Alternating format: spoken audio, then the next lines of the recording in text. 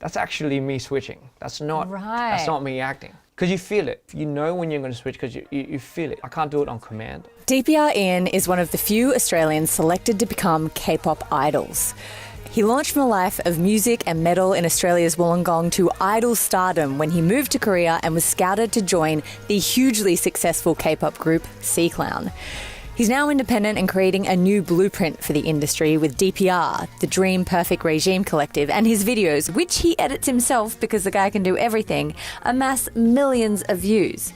But it's been a whole ride to get here. Yes. Welcome home.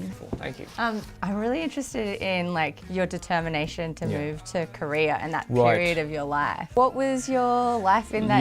Were you planning? How did you prep for that? At that time I was like, I better really just take a plane and head over to Korea. No plans, and I just told my mum, I'm going. And she's like, just get into uni first. So I got into uni, but then my mum was like, you got to save money yourself. I did a gig handing out pamphlets at the time. Oh, the promotional gig? Yes. Yeah, I've done those. You've done those? 100%. You did that too? Oh my Lord. Yeah. The money's great. Handing out, I can't believe you did that too. Yeah, it's weird. I remember one term it was like a chocolate, and I had to dress up as a chocolate. Was it like a bar? Chocolate bar? Yeah. Okay. And I was avoiding any eye contact with people that I knew. Yep. Luckily, I got the money saved up and went to Korea. And it was a rough journey because I didn't know nothing about Korea. And I remember the first few months I got scammed.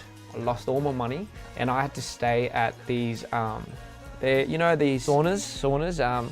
You don't sleep there, you don't stay there, but I had to stay there because I didn't want to tell my mum that I failed in the first 3 months of going there. Because I told her, I was like, I'm gonna get a job, and she's like, if nothing happens in the 2 months, you have to come back.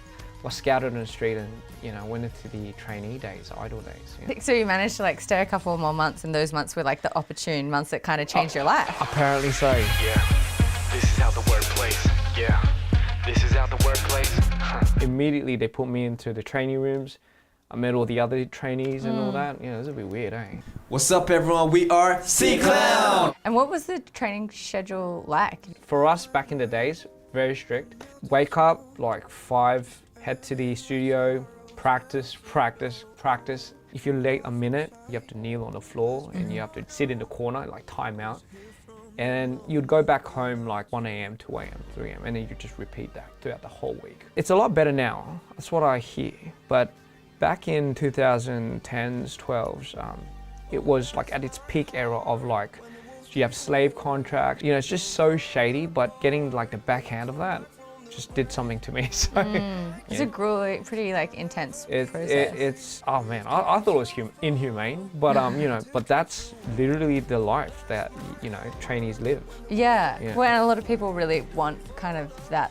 Oh my God, they don't know. See, I didn't know that either.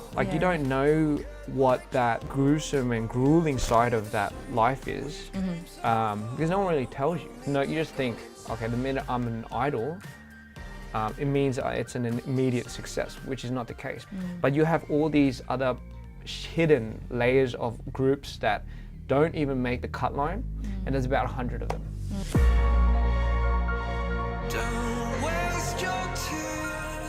You've chatted a bit about your bipolar and your dissociative identity disorder. For people who don't understand that experience, how would you explain it to them? Well, I don't even know where to start. For example, DID, it's disassociating yourself. So it's kind of like waking up in a new body, new mind, new likes, new dislikes. It's kind of living with, I think, another you that is completely separate from who you identify as a person. For me anyway, personally, I never really get a choice of when that takes a turn. And you just keep going back and forth from that person. If you decide not to show people your most vulnerable side, you would have a choice to not show it. Right, I see what you're saying. But I never really got a chance to not show it. I'll switch, I'll all of a sudden be, I'll be doing something as somebody else. Yeah. And it would feel like when I come back, I wouldn't really understand what I did or who I was or none of that. So it would be unbelievable.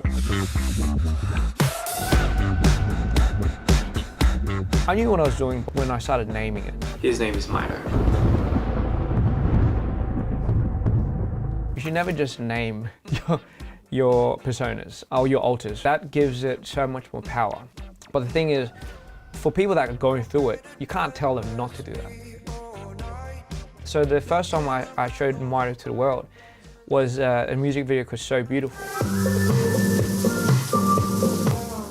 That's actually me switching. That's not me acting. Because you feel it. Like the reason is you know when you're going to switch because you feel it. It's not, I can't do it on command. Now what happens with the idea is if you can't associate yourself with an emotion and it's something that you want to go further away from, you'd create an area in your mind that you'd run to.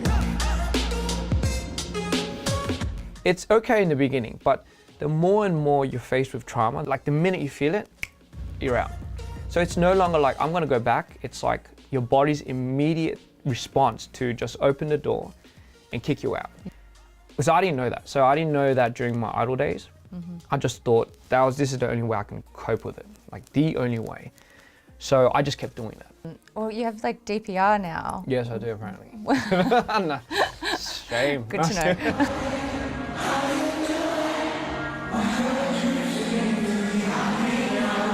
What do you want to take from that experience? I think being an idol taught me like what I shouldn't do.